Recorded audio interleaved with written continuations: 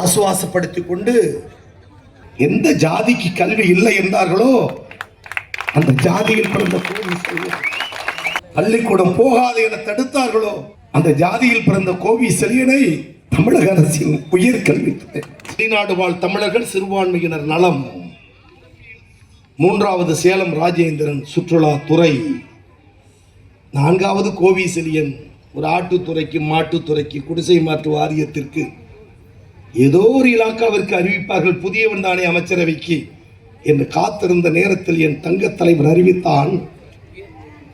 எந்த ஜாதிக்கு கல்வி இல்லை என்றார்களோ அந்த ஜாதியில் பிறந்த கோவி செழியன், பள்ளிக்கூடம் போகாது என தடுத்தார்களோ அந்த ஜாதியில் பிறந்த கோவி செழியனை தமிழக அரசின் உயர்கல்வித்துறை.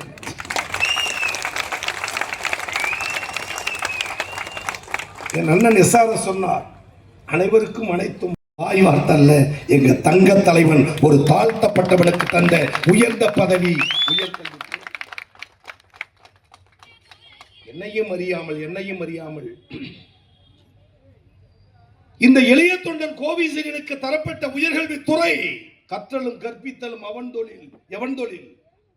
ஐயர் ஐயங்கார் சர்மா சாஸ்திரி, ஐயர் ஐயங்கார் சர்மா சாஸ்திரி உயர் ஜாதியில் பிறந்தவர்களுக்கு தான் அந்த கல்வி கற்றலும் கற்பித்தலும் அவன் தொழில்.